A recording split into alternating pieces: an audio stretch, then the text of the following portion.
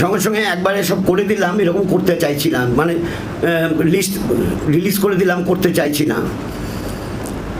Still আলোচনার সুযোগ আছে, কিন্তু আলোচনার সুযোগ আছে বলে একে অপরের বিরুদ্ধে লড়াইতে অংশগ্রহণ করবে এটা হবে না।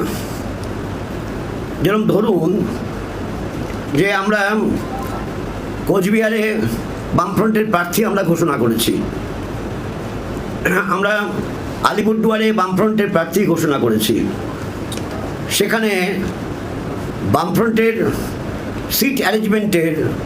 সিট অ্যাডজাস্টমেন্টের মধ্যে যে পার্টি থাকবে তাদের সেখানে কন্টেস্ট করা ঠিক না। আপনারা দেখছেন আওয়াজ, রোজকারের হক কথা। For more updates about Awaaz, please subscribe our YouTube channel Rajshekhar thali.